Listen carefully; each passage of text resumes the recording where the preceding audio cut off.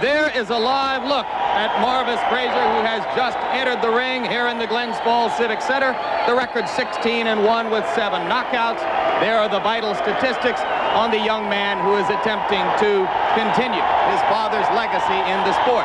Now entering the ring, the local favorite, trains and lives in Catskill, New York, has fought so many of his bouts here in the Albany, Troy, New York area. Mike Tyson entering as the warrior, the characteristic no socks, no robe look.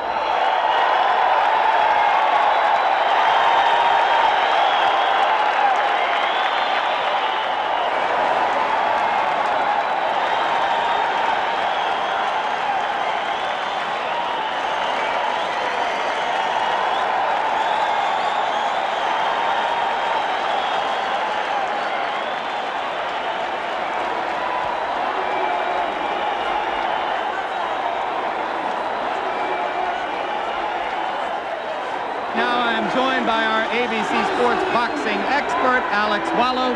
Alex, how do you see the fight? Jim, in my opinion, it is not a matter of if Mike Tyson knocks out Marvis Frazier, but it's just a matter of when. I don't think Marvis is overmatched in this fight because of a lack of talent.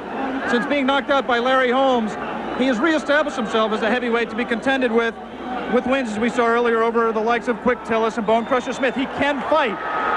The reason I and a lot of other people don't think he can win against Tyson is the fact that his style is made to order for Mike. Like his father, Marvis relies on pressure and stamina and intensity to beat an opponent, but that aggressiveness is just perfect for a bomber like Mike Tyson. Remember, as great as Joe Frazier was, when he faced a tremendous power man like George Foreman, he got bounced around the ring like a rubber ball. His pressure style was suicidal against Foreman, and I think that's the case here today with Marvis and Mike Tyson. As an amateur, Marvis did show ability as a boxer, and he does have that tremendous heart of a Frazier. And there are people who think that if Marvis can move and survive the early rounds, Mike Tyson will get tired and frustrated as he did against Quick Tillis. But Tyson is now confident in his ability to go 10 rounds, as we saw against Mitch Keenan. I don't see that as a problem. All right, very quickly, let's look at the tail of the tape. You will see that Frazier has a reach advantage of about 6 inches, which will probably be nullified if he comes forward toward Tyson, as we expect him to do. Round 1 is about to begin. The referee is Joe Cortez. In New York State, scoring is done by 3 judges. The referee does not score, scoring on the round system, supplemental 4-point scoring system if the rounds wind up even, and the 3 knockdown rule is in effect. Tyson comes out slugging. He comes out smoking like Marvis's father, Joe. Marvis must move or we're going to be out of here very, very quickly. Uppercut, and Marvis is hurt. Frazier is down.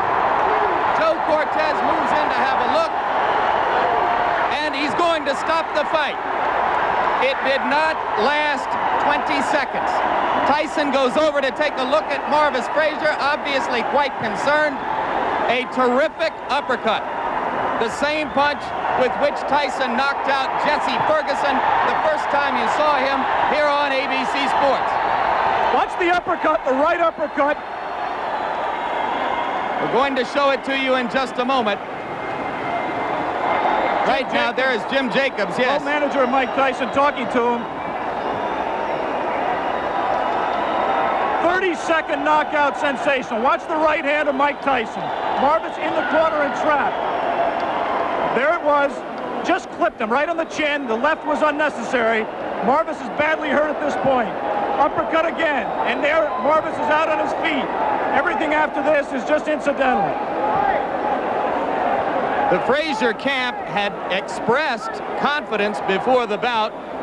You wonder if they truly believed that Marvis could handle this kind of an attack. You see that stiff left hand, that jab that Mike has not shown too much. The jab backed Marvis up into the corner. A second jab kept him there for those right uppercuts.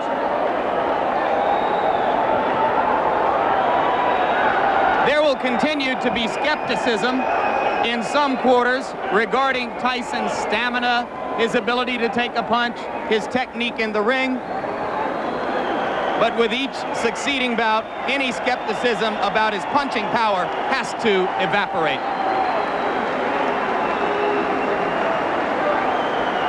And the good news is I believe Marvis Frazier is standing up. There's a big crowd in that corner of the ring. Mike Tyson is going back over there now. We'll take another look live at what is happening in the ring after you finish seeing this third replay of the very quick knockout. As ring announcer Paul LaFleur announces the knockout, Mike Tyson gives his respects to Marvis Frazier.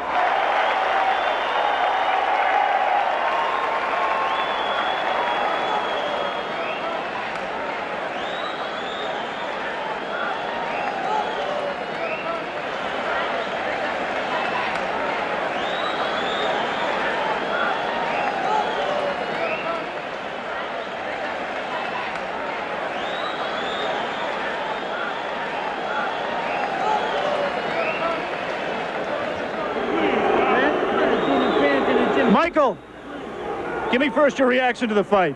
The fight, I was confident. I trained real hard with my trainer, Kevin Rooney, who I owe a great deal to. And I came out and I was confident. I knew the fight. I felt it deep in my heart. I was going to stop him in the first round. Did you know from watching tapes of him that you could hit him with the uppercut? No, that's my favorite punch. And I watched the time, and I knew from my trainer telling me, as he throws his punches, he bends down. And I knew that would be perfect for my uppercut. I planned on working the body more, but I saw the opportunity, and it looked too good to go away. You stuck him back in that corner with the jab, Mike. Is that jab going to become a big part of your repertoire as you go along? Almost definitely. Me and my trainer have been working constantly on the jab. And as you say, I feel so confident, and I knew deep down in my blood that I was going to stop him in the first round.